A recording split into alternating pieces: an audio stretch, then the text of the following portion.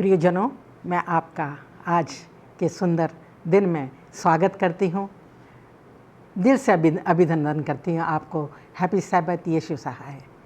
प्रभु यीशु ने हमें कितना अच्छा सुंदर अवसर दिया है कि हम इस ऑनलाइन के ज़रिए आज भी अपने सैबत स्कूल के पाठ का अध्ययन कर सकते हैं और हमें परमेश्वर ने स्वस्थ रखा है। ये उसी की महिमा और उसकी दया हम पर है कि हम सुरक्षित हैं। आज जो हम अध्ययन करने जा रहे हैं हमारे, जैसा कि आप जानते हैं कि मसीह में विश्राम, ये हमारे 2021 के तीसरे त्रैमास का शीर्षक है और मसीह में हम कैसे विश्राम पाते हैं, इन बातों को हम इस पाठों के ज़रिए सीख रहे हैं कि बहुत सी दुविधाएं, बहुत सी परेशानियां जो हम इस दुनिया में रहते हैं, परंतु जब यीशु के पास आते हैं तो वो हमें हर तरह से विश्राम देता है। और आज का जो हमारा शीर्षक है 7वें पाठ का, उसका शीर्षक है विश्राम, मित्रता और चंगाई। इससे पहले अजीज़ों के हम अपने अध्ययन में चलें, मैं शुक्रिया अदा करती हूँ और स्वागत भी करना चाहती हूँ मिस्टर राजेश चंद आपका भी, और पास्टर भारती आप हमारे साथ हो सकते हैं हमारे इस अध्ययन को, पाठ को पढ़ाने के लिए।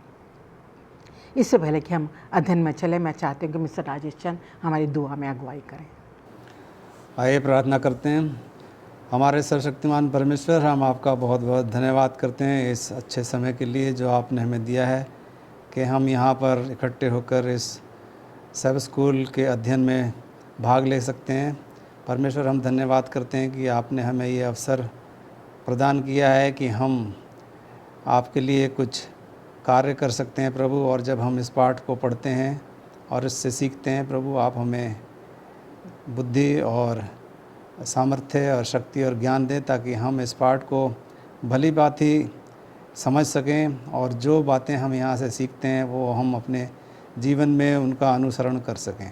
प्रभु, हम धन्यवाद करते हैं उन सारे लोगों के लिए जो इस पाठ को सुनेंगे और देखेंगे। प्रभु, आप उन्हें भी पवित्र आत्मा का भरपूर ज्ञान और सहयोग दें ताकि वो इस पाठ को अच्छी तरह से समझ सकें।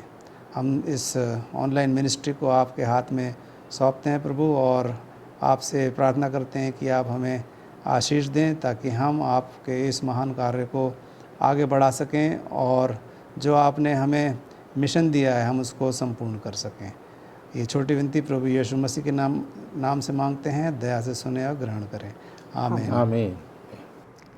प्रिय दर्शकों, मैं आज का जो हमारा याद वचन है उसको आपके साथ बांटना चाहती हूँ। आप भी अपनी बाइबल खोल सकते हैं। ये उत्पत्ति की किताब उसकी 45 अध्याय के 5वें पद से लिया गया है। 45 और उसका 5 पद इस तरह से लिखा है उत्पत्ति की किताब में, अब तुम लोग मत पछताओ और तुमने जो मुझे यहाँ बेच डाला इससे उदास मत हो, क्योंकि परमेश्वर ने तुम्हारे प्राणों को बचाने के लिए मुझे तुम्हारे आगे भेज दिया है। अजीज़ों, जैसा कि आप जानते हैं कि हम पिछले सबत भी हमने यूसुफ की कहानी का अध्ययन किया और मैं आपसे चाहूँगी कि अब इस कहानी को पूरे मन से पूरी अध्यायों को आप इसका अध्ययन करें और पढ़ें। इससे हम देखते हैं कि हमें इस दुनिया में जब हम चलते हैं, जीते हैं, उस समय बहुत कुछ सीखने को मिलता है। और मैं पर्सनली व्यक्तिगत तौर से इस कहानी से बहुत प्रेरित हूँ, प्रभावित हूँ। हमारी इसमें सब स्कूल के अध्ययन में एक छोटी सी कहानी का घटना का वर्णन किया है गया है कि एक कैदी है जो कि 14 साल से जेल में है। एक महिला ने उस पर इल्ज़ाम लगाया कि उसने बहुत घोर अपराध उसके साथ किया, परंतु उस महिला को बाद में पता लगता है कि जो उसने इल्ज़ाम लगाया जिस व्यक्ति के ऊपर, जो कि 14 साल की जेल काट रहा है, वो व्यक्ति सही में जो है अपराधी नहीं, अपराधी कोई और था। और उसका दिल जो है उस समय, उस महिला का दिल उस व्यक्ति के प्रति बहुत ही नफ़रत से भरा हुआ था और वो चाहती थी इतना नफ़रत कि वो मर जाए। परंतु जो है हम जब उसको ये पता लगता है कि नहीं, वो तो मासूम है, उसने अपराध नहीं किया बल्कि किसी और ने किया है, तो उसका दिल अंदर से जो है बहुत पसीज जाता है और बहुत क्षमा के लिए उसको प्रेरित मन करता है, उसका विवेक उसको क्षमा के लिए प्रेरित करता है और वो जाती है और उसको मिलती है। और उसको हम देखते हैं इस कहानी में कि वो जो व्यक्ति है जब उसको देखता है तो वो जो है उसको क्षमा कर देता है उस महिला को और वो बड़ी तसल्ली और सुख का अनुभव करती है, और वही अपने मन में सोचती है कि कैसे कैसे इस व्यक्ति ने मुझे इतनी आसानी से क्षमा कर दिया। अजीज़ों, हम आज अपने जो यूसुफ की कहानी में भी हम यही देख रहे हैं कि किस तरीके से जो है यूसुफ जो है बहुत आसानी से भूल जाता है जो उसके साथ अतीत में किया गया अपराध, जो उसके भाइयों ने, जो उसके परिवार के अपने सदस्य थे, जिन्होंने उसके साथ कितना घोर अपराध किया कि उसको जो है किस तरीके से एक जलन की वजह से, एक ईर्ष्या के होने की वजह से उसको जो है उन्होंने बेच दिया, और वो कितने सालों से अपनी जवानी जो है ऐसे खो देता है। और परंतु जो है वो जो है उसके बाद उसके मन में जो भाव आते हैं वो भूल जाता है उसके पापों को। पास भारती से मैं चाहती हूँ कि इस विषय पर थोड़ी सी रोशनी डालें कि अतीत में किए गए जो हम व्यवहार होता है वो जो है बदला लेने की भावना को जगाता है, परंतु यूसुफ ऐसा नहीं करता। बाइबल हमें इस बारे में क्या सिखाती है, आप अपने विचार बताएं। ये जो आपने अभी आज के परिचय के बारे में बताया, यूसुफ के जीवन की जो घटना है उसको आपने यहाँ पर थोड़ा सा जो है जिक्र किया है, और जो आपने सवाल पूछा है वो भी हम तमाम आम आदमी लोगों के लिए, तमाम मसीह लोगों के लिए, तमाम हर एक व्यक्ति के लिए ये जो है एक अहम सवाल है जो हमारे बार बार हमारे दिलों में आता है, जिनके साथ जो है वो अपराध किया जाता है, जिनके सामने जो है वो मुश्किलें खड़ी की जाती हैं।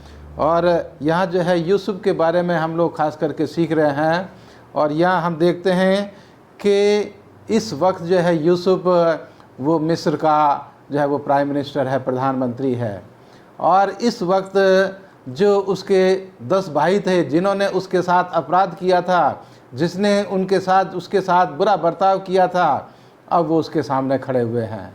कितने सालों के बाद जो है वो अपने उन 10 भाइयों को देखता है जिन्होंने उसके साथ जो है वो बहुत ही गलत व्यवहार किया, और उसी के साथ ही नहीं बल्कि अपने पिता याकूब के साथ भी उन्होंने जो है वो झूठ बोल करके उसके दिल को बहुत दुखाया।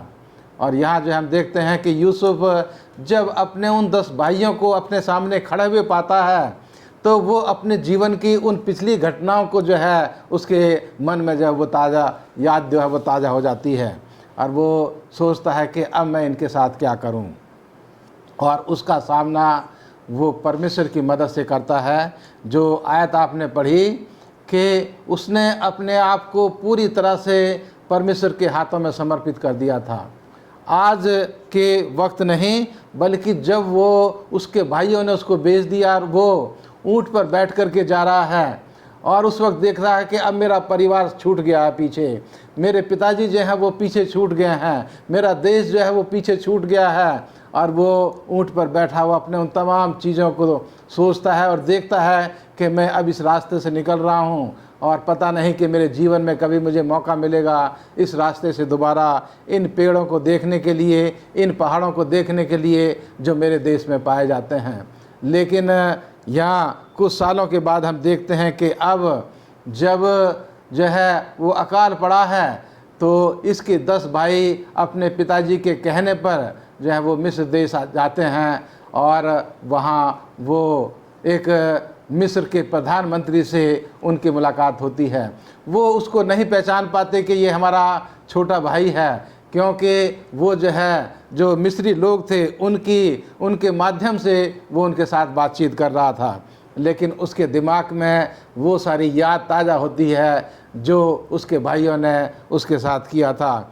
और ये समय था उसके लिए कि वो एक इतने अच्छे पद पर होते हुए अपने भाइयों से उन बातों का, उस व्यवहार का, उस अपराध का जो उसके साथ किया गया था वो उनसे उनका बदला वो ले सकता था। लेकिन यूसुफ जो था वो परमेश्वर के हाथों में उसने अपने आप को दे दिया था, और वो जो है वो अपने भाइयों से बातचीत करता है। और यहाँ जो है अगर आप उत्पत्ति की किताब उसके 42 अध्याय को और 7 से 20 आयत तक पढ़ेंगे तो वो उनसे बातचीत करता है और बातचीत करके जो है वो उनसे पूछना चाहता है कि तुम कहाँ से आए हो। वो जानना चाहता है कि क्या आज भी इनके दिल में वही जेलसी, वही भावना जो हैं वो इस अपने मेरे छोटे भाई बेंजामिन के लिए भरी हुई हैं। और उनसे बातचीत करके वो उनको जो है यहाँ पर कहता है कि तुम इस देश की जो है वो भेद लेने के लिए आए हो, इस देश की दुर्दशा को देखने के लिए आए हो। लेकिन वो बातचीत के द्वारा वो अपने परिवार के बारे में, अपने पिताजी के बारे में और अपने छोटे भाई बेंजामिन के बारे में बताते हैं कि उनका परिवार जो है वो वहाँ पर रहता है। तो इन सब चीज़ों को सुन करके उसके दिल को तसल्ली होती है कि मेरा पिताजी जो है वो आज भी जीवित है, मेरा पिताजी जो है वो जिंदा है, मेरा छोटा भाई जो है वो जिंदा है। और उसके दिल में जो है बड़ी जो है वो मार्मिक दशा जो है उसके मन की होती है। और वो जो है उनको कहता है कि तुम्हें जो है तुम्हारी मैं मदद करने के लिए तैयार हूँ, अनाज जो है मैं तुम्हें देने के लिए तैयार हूँ, क्योंकि मैं परमेश्वर का भय मानता हूँ और मैं परमेश्वर के भय के अंदर जो है परमेश्वर ने ये इंतजाम किया है कि तुम जो है वो जीवित रहोगे।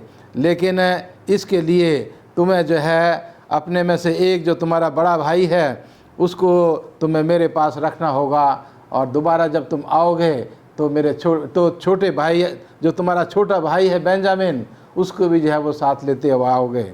और यहाँ इन 10 भाइयों के सामने ये बड़ी एक परीक्षा थी, क्योंकि वो जानते थे कि हमारा पिताजी जो है याकूब वो बेंजामिन को भी बहुत प्यार करता है और हम जब उससे कहेंगे तो वो कभी तैयार नहीं होगा। लेकिन वो जो है मन मार करके इस चीज़ को जो है वो यहाँ वादा करके अनाज ले करके वो वापस जाते हैं।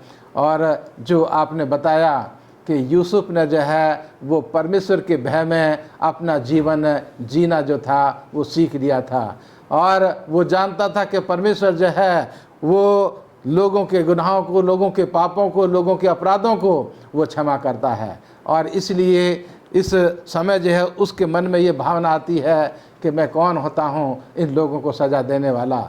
जब परमेश्वर जो है क्षमा करता है तो मैं भी जो है इनको इनके अपराध के लिए क्षमा करता हूँ। तो इससे हम सीखते हैं कि जैसे यूसुफ ने अपने अपराधियों को क्षमा किया, हम भी जो है अपने अपराधियों को क्षमा करें और परमेश्वर जो है इसका प्रतिफल वो हमें देगा। शुक्रगुजार हूँ पास्टर भारती आपका इतने अच्छे विचारों के लिए। मिस्टर राजेश चंद, हम सोमवार के लेसन में हैं और उसमें हम पाते हैं कि यूसुफ ने जो है, जैसे कि पास्टर भारती ने बताया, अपने भाइयों को क्षमा कर दिया, उनके जो उन्होंने अपराध किया था उसको उसने भुला दिया। परंतु वो ये जानना चाहता था कि जो उसके भाइयों के जीवन में क्या आज भी वही द्वेष है, क्या आज भी कुछ परिवर्तन उनके भाइयों के जीवन में है या नहीं, वो जानना चाहता है। और ये कितना महत्वपूर्ण है बदलाव हमारे जीवन में। इनमें आप अपने विचारों को साझा करें। जी, जैसा कि आपने कहा है कि जोसेफ के जो और यूसुफ के जो भाई लोग थे वो मिस्र में आते हैं और यूसुफ जो है उनको देखता है तो वो जानना चाहता है कि उसके भाइयों ने जो भी उसके साथ किया है उसके लिए उन्हें पछतावा है कि नहीं। तो करीब मेरे ख्याल में 2 साल बीत चुके थे जब ये महामारी और भूखमरी शुरू हुई थी इज़राइल में, और वहाँ खाने की पूरी कमी हो गई थी, वहाँ कुछ खाना नहीं था। और यूसुफ के भाई लोग हैं, उनके पिता उनको बोलते हैं कि खाना लेने के लिए, अनाज लेने के लिए आप लोग मिस्र जाओ। तो ये सारे भाई लोग वहाँ पर आते हैं। तो यहाँ पर यूसुफ जो है वो उनको परखना चाहता है कि उन भाइयों के मनों में अभी भी वो अपराध बोध है, उसने उनको क्षमा कर दिया है कि नहीं। तो जहाँ तक क्षमा की बात है, क्षमा करना एक बहुत ही कठिन बात होती है, क्षमा करना बहुत कठिन होता है। और जब कोई हमारे साथ इस प्रकार का व्यवहार करे, बहुत ही दुर्व्यवहार करे, उस हालात में जो है क्षमा करना बहुत ही मुश्किल काम होता है। तो यूसुफ ने अपने भाइयों को क्षमा तो कर दिया, लेकिन कब किया इसका हम कह नहीं सकते हैं। एकदम जब मिस्र में वो आ गया था तब उन्होंने क्षमा किया, या जब उन्होंने यूसुफ ने उनको देखा तब क्षमा किया, इसके बारे में हम अभी कुछ नहीं कह सकते हैं। लेकिन हम ये जानते हैं कि यूसुफ ने अपने भाइयों को जो भी उन्होंने उसके साथ किया था उसके लिए क्षमा कर दिया। तो ये एक बहुत बड़ी बात है कि यूसुफ ने अपने भाइयों को उनके व्यवहार के लिए, दुर्व्यवहार के लिए क्षमा कर दिया था। क्षमा जो है वो जब हम धर्मशास्त्र का अध्ययन करते हैं तो हमें पता चलता है कि ये हमारे बारे में है और ये उस व्यक्ति से अधिक है जिसने हमारे साथ अन्याय किया। जिस प्रकार से यीशु मसीह के साथ अन्याय हुआ, तो यीशु मसीह ने क्या कहा? उन सबको क्षमा कर दिया जिन्होंने उनके साथ बुरा किया था। तो यूसुफ ने भी अपने भाइयों को माफ़ कर दिया, लेकिन वह उन चीज़ों को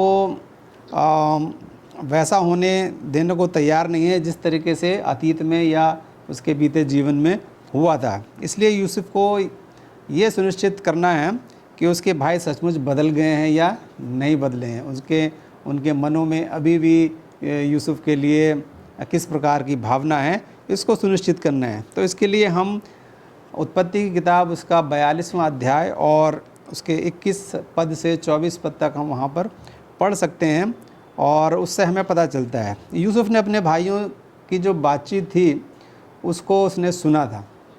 हालांकि शायद वो अलग भाषा बोलते थे, लेकिन यूसुफ ने एक दुभाषिया रखा हुआ था जो बातों को समझ सकता था। तो लेकिन ये बातें जो हैं उसके भाइयों को नहीं पता थी, कि भाई जो थे वो नहीं जानते हैं कि यूसुफ और जो भी, हालांकि वो उसको नहीं पहचानते थे, लेकिन ये भी नहीं जानते थे कि वो उनकी भाषा को समझ सकता है। तो यूसुफ ने अपने भाइयों के उन विचारों को जब वो बात करते थे उनको उसने सुना था। और भाइयों ने सोचा कि यूसुफ को गुलामी में बेचकर वे अपने सपनों से मुक्त होंगे।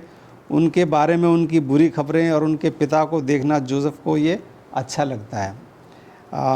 क्या उन्हें ये वो आराम मिला जिसकी वो आशा करते थे, जो वो चाहते थे, या जोसेफ से या यूसुफ से छुटकारा चाहते थे? क्या उससे उन्हें कुछ आराम मिला? हमारा पाठ हमें बताता है कि हरगिज़ नहीं, उन्हें वो आराम नहीं मिला। उन्होंने इन सभी वर्षों में क्या किया? एक अपराध बोध महसूस किया। उन्हें एक आत्मग्लानि उनको होती थी, क्योंकि उन्होंने अपने भाई के साथ ऐसा व्यवहार किया था। उनके मन जो हैं वो अपराध बोध से भर जाते हैं। उनके दिलों में बहुत द्वेष जो भावना थी वो अब नहीं रहती है, और उनके दिल जो चकनाचूर हो गए थे। और वह इस बात से भी डर गए थे कि यूसुफ के साथ उन्होंने जो किया है उसके लिए परमेश्वर उन्हें सज़ा देगा या उन्हें दंडित करेगा। यूसुफ अपने दुख के लिए खेद महसूस करता है और वो उनके लिए रोता भी है। जब यूसुफ अपने भाइयों को बात करते सुनता है तो वो रोता है। और लेकिन फिर भी जो है यूसुफ ये जानना चाहता है कि उसके भाइयों का मन जो है वो सचमुच में बदल गया है कि नहीं बदला है। तो इसके लिए हम और आगे पढ़ सकते हैं। उत्पत्ति की किताब में 42 और 20वें पद और आगे पढ़ सकते हैं। जब यूसुफ उसको शिमोन को रख लेता है अपने पास और अपने भाइयों से कहता है कि तुम वापस जाके अपने छोटे भाई को लेके आओगे तब मैं विश्वास करूँगा। क्योंकि यूसुफ ने उनको कहा था कि तुम भेदिए हो, तुम यहाँ का भेद लेने आए हो। तो उसके भाई लोग जो हैं वो कहते हैं नहीं, हम भेदिए नहीं है, हम हमारे परिवार में इतने भाई हैं, हमारे पिता हैं। तो यूसुफ को ये जान के खुशी भी होती है कि उसका जो पिता है वो जीवित है, और उसका जो भाई है, छोटा भाई बिन्यामीन, वो भी अभी जीवित है। तो फिर भी यूसुफ जो है वो अपने भाइयों से कहता है कि तुम जाके उस छोटे वाले भाई को लेके आओ अपने साथ, और उसके बदले में तुम अपने एक भाई को यहाँ पर छोड़ दो जिसे मैं कैदी बना के रखूँगा। हम देखते हैं कि यूसुफ जो है उनके साथ दुर्व्यवहार नहीं करता है। हालांकि वो जानता है, लेकिन फिर भी वो उनको एक बार और परखना चाहता है। वे ऐसा नहीं करते, लेकिन यूसुफ अभी भी अपने भाइयों पर भरोसा करने के लिए तैयार नहीं है। और वह जानता है कि वे कितने मुश्किल हो सकते हैं, क्योंकि उसके साथ जो व्यवहार किया गया था उस अतीत में, उसको याद करके जोसेफ और यूसुफ जो है ये बात सोचता है, क्योंकि उन्होंने पूरे शहर में झूठ बोला था। और यूसुफ जानता है कि उन्होंने अपने पिता को उसके दास्ता में बेचे जाने के बारे में भी ज़रूर झूठ बोला होगा। इसलिए यूसुफ उन्हें एक और परीक्षा लेने के लिए अपना मन बनाता है। और हम देखते हैं कि आगे कहानी में ये किस प्रकार से ये कहानी आगे बढ़ती है। जी, शुक्रगुजार हूँ मिस्टर राजेश चंद, आपने इतने अच्छे से हमें समझाया। और ये अजीज़ों बहुत ज़रूरी है, हम अपनी दुनियावी उसमें भी देखते कि हम गलतियाँ करते हैं और हमें जो बहुत ग्लानि होती है, तो उसके बाद जो है हमारे जीवन में परिवर्तन आना चाहिए, हमारे व्यवहार में परिवर्तन आना चाहिए। आइए हम अब मंगलवार के उसमें चलते हैं अध्ययन में, माफ़ करो और भूल जाओ। पास्टर भारती हमें बताएंगे, समझाएंगे कि जब हम पाप करते हैं और क्षमा मांगते हैं तो परमेश्वर हमें क्षमा कर देता है। परंतु क्योंकि वो दयावान परमेश्वर है, वो हमसे प्रेम करता है। क्या ये जो है उसका बहुत ही हम लोगों के लिए अमूल्य उपहार है। हमने कुछ उसको अर्जित नहीं किया है अपने बल से। तो आप इसको कुछ रोशनी डालें, बताएं कि कैसे जो है ये हमें बाइबल बताती है और सिखाती है इसके विषय में, यूसुफ की कहानी को लेते हुए, कि जो उसका एक उपहार है क्षमा करना हम लोगों को। परमेश्वर के वचन से जब हम देखते हैं, और जो हमारे आज मंगलवार का पाठ है उसका भी ये शीर्षक दिया गया है कि माफ़ करो और भूल जाओ। और आप जब इन दो शब्दों के बारे में सोचेंगे, माफ़ करो और भूल जाओ, सोचने के लिए ये आसान है, लेकिन जब हम इनको अपने व्यावहारिक जीवन में इस्तेमाल करना चाहते हैं तो ये आसान नहीं है, मुश्किल काम है। कि अगर कोई अपराध किसी के ने आपके साथ किया हो और आप उसको माफ़ कर दो और साथ ही साथ भूल भी जाओ, ये और भी मुश्किल काम है। क्योंकि जो गलत व्यवहार आपके साथ हुआ है, आप उसको जो है परमेश्वर से दुआ प्रार्थना करके उस व्यक्ति को आप माफ़ कर सकते हैं, लेकिन वो अपराध भाव जो है वो कभी कभी फिर भी आपके दिल में जो है वो उठता रहता है। और ये परमेश्वर के वचन की शिक्षा है, और ये यूसुफ के जीवन से भी हम यहाँ सीख सकते हैं, यीशु मसीह के जीवन से भी हम सीख सकते हैं। और यहाँ मत्ती की किताब उसके 18 अध्याय की 21 आयत से लेकर के 34 आयत तक एक यहाँ जिक्र किया गया है और एक दृष्टांत यहाँ पर बताया है। मैं अपने दर्शकों को बताना चाहता हूँ कि मत्ती की किताब उसके 18 अध्याय की 21 आयत से लेकर के 34 आयत तक ये दृष्टांत बताया है। हम तमाम लोगों के लिए परमेश्वर ने शिक्षा दी है कि एक राजा के दास थे और उनको जो है उनका लेखा जोखा, उनका अकाउंट लेने के लिए यह राजा ने उनको अपने पास बुलाया, अपने दासों को, और उनसे एक एक करके उनका लेखा जोखा वो लेता रहा। और एक दास जो है उनके पास आया और जिसके पास जो है वो बहुत कुछ उसको चुकाने के लिए था। जो 10,000 तोड़े जो थे उसके पास कर्ज के रूप में थे। और राजा जो है उसको कहता है कि इसके बाल बच्चों को भेजो, इसके घर को बेच करके मेरा कर्ज जो है वो तुम वापस करो।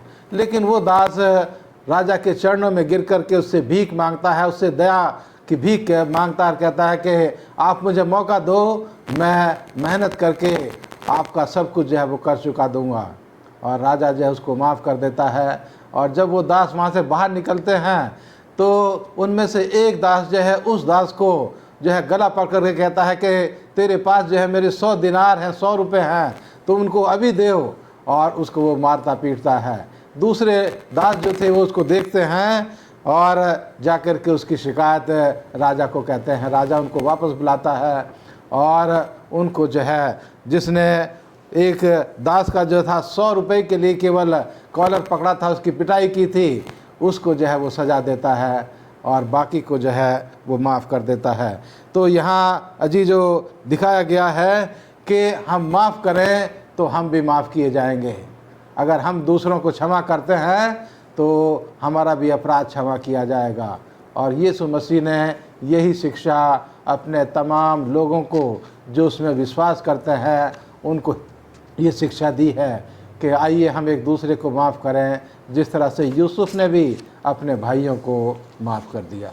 जी, शुक्रगुजार हूँ पास्टर भारती आपका। और हमें बाइबल बताती है कि जब पतरस यीशु मसीह से एक प्रश्न करता है कि हमें कितनी दफ़ा क्षमा करना चाहिए, तो यीशु मसीह बताते हैं कि 7 की 70 गुना हमें जो है क्षमा करना चाहिए, जितना हो सके। अगर कोई हमारे प्रति अपराध करता है तो हमें उसको क्षमा करना चाहिए। प्रभु यीशु हमें क्षमा ही सिखाते हैं। आइए हम अपने बुधवार के अध्ययन में चलते हैं अजीज़ों, और कितनी अच्छी बातें हम लोग सीख रहे हैं क्षमा के प्रति।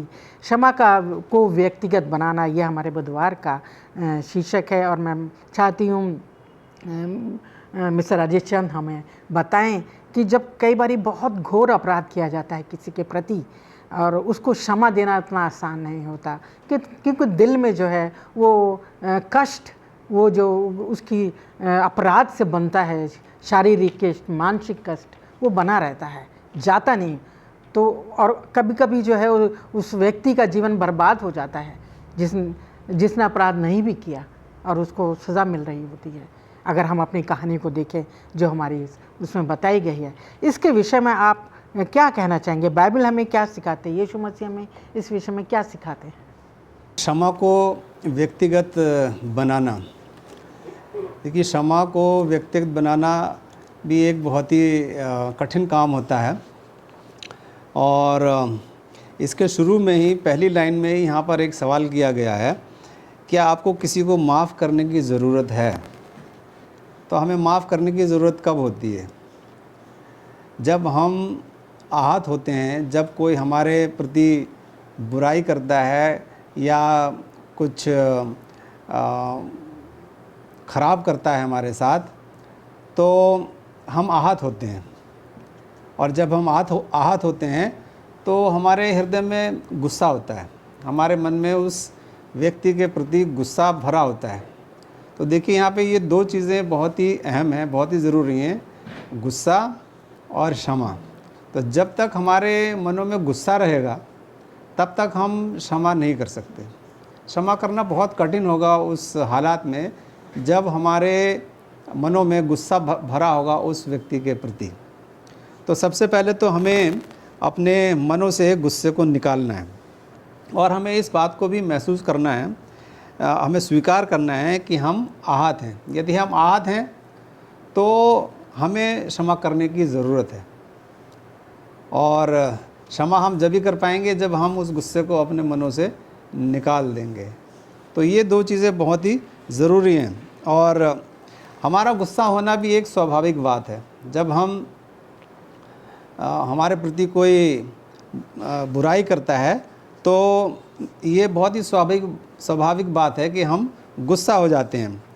और भजन संहिता का जो लेखक है वो बोलता है, डेविड हमें बोलता है कि हम बेझिझक परमेश्वर के पास जाएं, और परमेश्वर जो है हमें सामर्थ्य और शक्ति देगा उस व्यक्ति को क्षमा करने के लिए। तो हम यहाँ देखते हैं कि यूसुफ की कहानी में भी जब वो अपने भाइयों को रोते हुए देखता है और उनसे मिलता है तो वो अपने अतीत के कुछ दर्द को महसूस करता है। और यीशु क्षमा मांगने के लिए हमारी प्रतीक्षा नहीं करता है। तो ये एक बहुत ही अच्छी बात है जो हमें अपने जीवन में लगानी चाहिए या उसका अनुसरण करना चाहिए। हम जो है इंतज़ार ना करें, वेट ना करें कि हम उस व्यक्ति को क्षमा करेंगे या हम उस समय क्षमा करेंगे या कुछ समय बाद क्षमा करेंगे। हमें तुरंत क्षमा कर देना चाहिए। और परमेश्वर ने हमें यही सिखाया है। लूका की किताब में हम पढ़ते हैं, मत्ती की किताब में पढ़ते हैं कि हमें किस प्रकार से करना चाहिए। जो लोग हमें चोट पहुंचाते हैं और हमें हमारी बुराई करते हैं तो हमें किस प्रकार से उनके साथ व्यवहार करना चाहिए। क्षमा और प्यार दोनों एक विकल्प के साथ शुरू होते हैं, वे एक भावना से शुरू नहीं होते हैं। तो हमें लोगों को माफ़ करने का विकल्प जो है वो ढूंढना चाहिए। भले ही हम उन्हें माफ़ करने के लिए एकदम से तैयार ना हों, लेकिन परमेश्वर हमें शक्ति देगा और हम उस व्यक्ति को माफ़ कर पाएंगे। सो मनुष्य से तो ये हो नहीं सकता है, परंतु परमेश्वर से सब कुछ हो सकता है। और परमेश्वर जो है सब कार्य हमारे जीवन में संभव कर सकता है। यदि हम परमेश्वर के पास जाते हैं और उससे सामर्थ्य और शक्ति मांगते हैं, अगर हमें किसी को माफ़ करने की ज़रूरत है और हमारा मन कहता है, तो हम परमेश्वर से प्रार्थना कर सकते हैं। परमेश्वर हमें शक्ति देगा, हम उस व्यक्ति को माफ़ कर पाएंगे। क्षमा करना जो है ये बहुत ही कठिन कार्य होता है और हमेशा हम क्षमा कर भी नहीं पाते हैं। जब तक हम परमेश्वर की सहायता नहीं मांगेंगे तब तक हम किसी को क्षमा देने में असमर्थ रहेंगे। तो हमारे मन में जो क्रोध और घृणा जो होती है उसे हमें पकड़े रहना नहीं चाहिए। आज का पाठ जो हमें ये बताता है कि हमें क्रोध और घृणा को हमारे मनों से निकाल देना चाहिए। गुस्सा और नफ़रत ये चंगाई करने को कठिन बनाते हैं। बहुत ही अच्छी बात यहाँ लिखी गई है। नफ़रत और गुस्सा ये दो चीज़ें जो हैं ये जब तक हमारे मनों में रहेंगी तो हम आत्मिक रूप से चंगाई नहीं पा सकते। यदि हमें आत्मिक रूप से चंगाई पानी है तो हमें ये इन दो भावनाओं को हमारे मनों से निकाल देना चाहिए। हमारे दिल और गुस्से से जब भरे होते हैं तो ये चीज़ संभव नहीं हो सकती। हम किसी को क्षमा देने में सक्षम नहीं हो सकते। तो यही आज का पाठ जो हमें बताता है कि हमें अपने मनों से घृणा, नफ़रत, द्वेष और गुस्से को निकाल देना है, तभी हम किसी को क्षमा देने में सफल हो सकते हैं। परमेश्वर ने, यीशु मसीह ने भी क्रूस पर यही कहा था कि उन लोगों को, हे पिता उन लोगों को क्षमा कर, क्योंकि वो नहीं जानते कि वो क्या कर रहे हैं। तो यीशु मसीह ने भी सबको क्षमा किया है, तो इसलिए हमें भी दूसरों को क्षमा करना चाहिए। शुक्रगुजार हूँ मिस्टर राजेश चंद, आपका इतने अच्छे विचार आपने हम लोग हमारे अजीज़ों के साथ साझा किए। और ये सही बात है कि यीशु मसीह तो हमारे अपराधों को चाहता ही नहीं, देखता ही नहीं कि हम जो हैं उससे माफ़ी मांगें उसकी तरफ, और हमें भी जो है क्षमा करना है और अपने दिलों में नफ़रत नहीं रखनी, मन से जो है उसको भुला देना है। आइए हम अपने गुरुवार के अध्ययन में चलते हैं अजीज़ों। और हम जिस गुरुवार का शीर्षक वो इस तरह से है, यूसुफ के जीवन में अच्छाई और बुराई के बीच। बस भारती, जैसे कि आप जानते हैं कि यूसुफ ने जो है भलाई और बुराई के बीच किसको चुना, जबकि उस पर बहुत सा इल्ज़ाम लगाया गया, जो कि पाप उसने, जो अपराध उसने नहीं किया, उसको जेल में डाल दिया गया। जबकि उसका देखते हैं कि उसका जीवन कितना भला था। पोतीफर के लिए अगर जब वो घर में रहा तो एक भला, बहुत ही भला जीवन उसने जिया। उसके बावजूद भी उसने जो है यूसुफ पर विश्वास नहीं किया, बल्कि अपनी पत्नी के बात को सच माना और उसे जेल में डलवा दिया गया। और ये बातें बहुत कष्टदायी होती हैं, परंतु हम क्या देखते हैं कि जो यूसुफ का जीवन है, यूसुफ की जो जीवन शैली रही वो जो है भलाई की रही। वो वहाँ जाकर उस बात को भी भूल गया जो पोतीफर ने उसके साथ की, और वो परमेश्वर को ही उसने आगे रखा अपने, कि शायद जो परमेश्वर की मर्ज़ी यही है। तो इसी विषय को देखते हुए आप इन पर आपके विचार क्या हैं, आप क्या कहना चाहेंगे? यहाँ पर जो है हमारे दर्शकों में आपको बताना चाहता हूँ कि यहाँ हम यूसुफ के परिवार के बारे में, यूसुफ के बारे में सीख रहे हैं और उनके जीवन से हम क्या सीख सकते हैं, ये हम यहाँ पर बातचीत कर रहे हैं। जैसे अभी मिसेज भारती ने बताया कि यूसुफ ने बुराई की जगह अच्छाई को चुना, और यहाँ हम देखते हैं कि अब यूसुफ और उसका परिवार जो है वो मिस्र देश में रहते हुए उनको 17 साल गुजर चुके हैं। और इन 17 साल के बाद इनका जो पिता है याकूब, उसकी मृत्यु हो जाती है, और उसको वादे के मुताबिक ये सारे भाई इकट्ठे होकर के उसको कनान देश में उसकी मिट्टी को ले जा कर के दफन करके ये वापस मिस्र देश में आते हैं। और अब यहाँ ये यूसुफ के भाइयों के सामने ये एक बड़ी दुविधा है कि अब हमारा पिताजी जो है वो गुजर चुका है और अब यूसुफ जो है वो दोबारा से हमारे से जो है वो बदला लेगा। इस परेशानी में, इस दुविधा में वो जो है बहुत परेशान हैं और इस ये चीज़ को याद करके वो बार बार जो है वो पछताते हैं और जा कर के जो है वो यूसुफ से बातचीत करते हैं। कहते हैं कि हमारे पिताजी ने मरने से पहले हमसे बातचीत की थी और हमें जो कहा था कि तुम अपने भाई से जो है माफ़ी मांगना अपने अपराधों के लिए।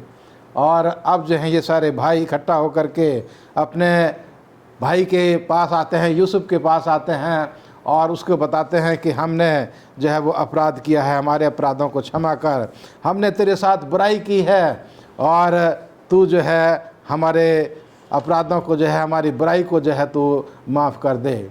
और यहाँ जो है अजीज़ों, मेरे प्यारे दर्शकों, यहाँ मैं आपको यूसुफ का जवाब बताना चाहता हूँ जो परमेश्वर के वचन में लिखा है। उत्पत्ति की किताब उसके 50 अध्याय की और 17 आयत से, तुम लोग यूसुफ से इस प्रकार कहना कि हम विनती करते हैं कि तू अपने भाइयों के अपराध और पाप को क्षमा कर, हमने तुझसे बुराई की थी पर अब अपने पिता के परमेश्वर के दासों का अपराध क्षमा कर।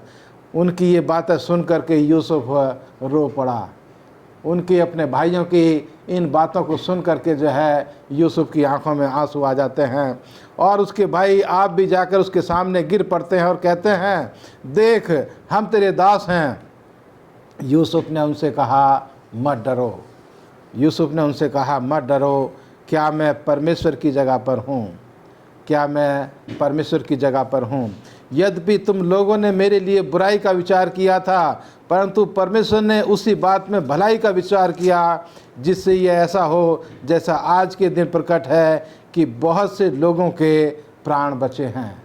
यहाँ जो है इन आयतों को पढ़ कर के हमें ये एहसास होता है, ये जानकारी मिलती है कि यूसुफ को जो है ये पूरी तरह से यकीन हो जाता है कि मेरे साथ अतीत में जो कुछ भी हुआ वो परमेश्वर की एक महान योजना थी लोगों के जीवन को बचाने के लिए, कि मेरे साथ लोगों ने जो बुराई की और परमेश्वर ने उसको अच्छाई में बदल दिया। तो यहाँ यूसुफ जो है वो मुझे और आपको यही सिखाना चाहता है कि जो लोग हमारे साथ बुराई करते हैं हम उनको माफ़ करते रहें और भलाई की तरफ जो है वो बढ़ते रहें, जिससे कि परमेश्वर मुझे और आपको अपनी महान योजना के लिए जो है वो पूरी तरह से भरपूरी के साथ इस्तेमाल करे। इसलिए हम बुराई को छोड़ें और अच्छाई को अपनाएं और अपने जीवन को लोगों के लिए आशीष का कारण बनाएं। शुक्रगुजार हैं पास्टर भारती इतने अच्छे विचारों के लिए। और सच में हम जब क्षमा करते हैं तो हमें खुद भी शांति का और तसल्ली और आनंद का एहसास होता है, और जिसको क्षमा मिलती है वो भी जो है बहुत सुखद महसूस करता है। और ये यूसुफ की कहानी का हम देखते हैं कि अंत जो है बहुत ही सुखद पाते हैं हम। आइए हम शुक्रवार के अध्ययन में चलते हैं और मैं चाहती हूँ कि मिस्टर राजेश हमें बताएंगे, इन विचारों पर रोशनी डालेंगे। इसमें बताया गया है कि जो है यीशु मसीह का जीवन और यूसुफ के जीवन में एक समानता दिखाई गई है। तो हम कैसे जो है उसको समानता को हम पाते हैं उनके जीवन में, यूसुफ के जीवन में यीशु मसीह की समानता कैसे हम पाते हैं? आप अपने विचार यहाँ पर प्रस्तुत करें। जी धन्यवाद मिस भारती। शुक्रवार का जो पाठ है उसे मैं बहुत ही संक्षेप में बताऊंगा। यहाँ पे मिसेस एलन जी वाइट ने बहुत ही अच्छे तरीके से इस बात को बताया है कि किस प्रकार से यूसुफ की जो कहानी है वो हमें क्या शिक्षा देती है। तो यूसुफ हमें कई तरीक़ों से यीशु को दिखाता है या दर्शाता है। यूसुफ को उसके भाइयों ने उन लोगों के हाथ भेज दिया था, जैसा कि हम कहानी में पढ़ते और हम जानते हैं, जो कि ईश्वर में विश्वास नहीं करते थे। यीशु भी दुश्मनों के हाथों अपने ही अनुयायियों द्वारा भेज दिया गया था। यूसुफ पर बिन किए का आरोप लगा, उसे जेल में डाल दिया गया, और जबकि वो निर्दोष था। उसी तरह लोग यीशु से भी नफ़रत करते थे और उसे अस्वीकार करते थे क्योंकि वो पवित्र था। यीशु कोई गलत काम करने का दोषी नहीं था, लेकिन उसे वैसे ही क्रूस पर लटका दिया गया था। तो जब लोग उसे चोट पहुंचाते हैं और उसके पक्ष में नहीं होते हैं, यूसुफ अपने भाइयों को भी माफ़ करने के लिए तैयार था। उसका दिल अपने भाइयों के लिए दया से भर जाता है। लेकिन यूसुफ के लिए उसके भाइयों का दिल जो है वो नफ़रत से भरा होता था, द्वेष से भरा होता था। ये नफ़रत स्वाभाविक नहीं है। यूसुफ हमें क्या दिखाता है? वो हमें यीशु मसीह को दिखाता है, हमारे उद्धारकर्ता को दिखाता है, जिसने तब शिकायत नहीं की जब बुरे लोग उसे चोट पहुंचाते थे और उससे नफ़रत करते थे। तो ये यूसुफ हमें यीशु के हत्यारों के लिए उसकी क्षमा को दर्शाता है। जिस प्रकार से यीशु ने क्षमा कर दिया अपने हत्यारों को, जिन्होंने उसको क्रूस पर लटकाया, उनको क्षमा कर दिया, उसी प्रकार से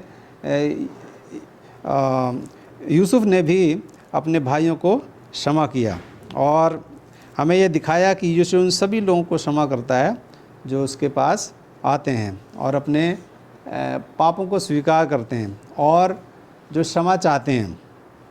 तो इस प्रकार हम देखते हैं कि जो यूसुफ था वो हमें हमारे उद्धारकर्ता की तरफ पॉइंट करता है और उसके बारे में हमें बताता है।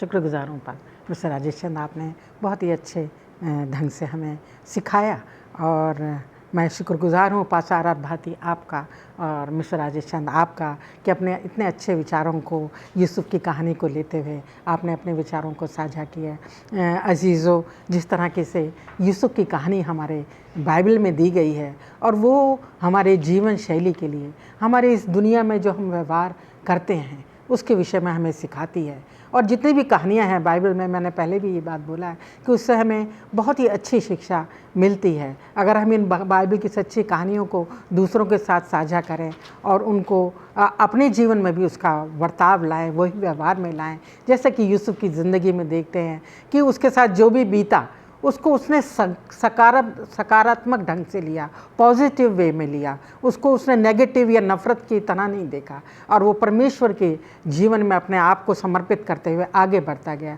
और जब उसका दिन बहुत अच्छे आए तो उनके साथ उसने, जिन्होंने उसके साथ बुरा बर्ताव किया था, बुरा बर्ताव नहीं किया बल्कि उनके साथ भला बर्ताव किया। तो ये जो है हमें एक हमारा सच्चा मसीही जीवन हमें यही सिखाता है कि चाहे हमारे दुश्मन कैसे भी हों, हमें उनसे प्रेम करना है, जैसे कि यीशु मसीह सिखाते हैं। चाहे कितना भी अपराध हमारे जीवन में हो, हमें जो है हमेशा माफ़ करते रहना है और परमेश्वर का भय मानते हुए, परमेश्वर को अपने जीवन को समर्पित करते हुए उसकी अगुवाई में ही, पवित्र आत्मा की अगुवाई में ही बढ़ते जाना है। और हमें जो है एक सुखद की अनुभूति होगी, शांति मिलेगी प्रभु यीशु में। जो है हमें, जब हम क्षमा कर देंगे और हमारे साथ भी कोई गुनाह करता है, हमें वो करता है, हम पर दोष लगाता है या कोई हमें कष्ट देता है और उसको हम क्षमा कर देंगे तो हमें जो है एक सुगत का अनुभव होगा। तो यही बातों को हम सीखते हुए अजीज़ों आज के अपने इस अध्ययन को समाप्त करेंगे। आप भी अपने इस जीवन शैली बनाएं, अपने जीवन में व्यवहार करें और अजीज़ों इस तरह के व्यवहार को अपने जीवन में हम लेंगे और हमेशा इसी तरह का बर्ताव करते हुए, इन बातों को याद करते हुए आगे अपने जीवन को बढ़ाते चलें। और मैं अपने अध्ययन को यहाँ ख़त्म करती हूँ। हमेशा परमेश्वर हम सबको आशीष मिले, परमेश्वर आपको भी आशीष दे। और मैं चाहूँगी कि पास्टर आर भारती हमारी इस दुआ में अगुवाई करें। आइए प्रार्थना करें। हे प्रभु परमेश्वर, हमारे मालिक, हमारे सृष्टिकर्ता, हम अपने आप को और अपने तमाम दर्शकों को परमेश्वर तेरे हाथों में समर्पित करते हैं कि खुदावंद हमने जो कुछ भी सीखा है हम उसको समझ सकें, अपने जीवन में इस्तेमाल कर सकें। परमेश्वर हमारा जीवन एक दूसरे के लिए आशीष का जीवन बन सके, तो हमें भरपूरी के साथ इस्तेमाल कर। खुदावंद दुआ करते हैं अपने तमाम दर्शकों के लिए कि तो उनके हाथों पर, उनकी रोजी रोटी पर और उनके पशुधन पर परमेश्वर तेरी कसरत से बरकत हो और हम तमाम को परमेश्वर तू अपनी महिमा के लिए इस्तेमाल कर। प्रार्थना को सुन और कबूल कर, मसीह यीशु के नाम में मांगते हैं, आमीन।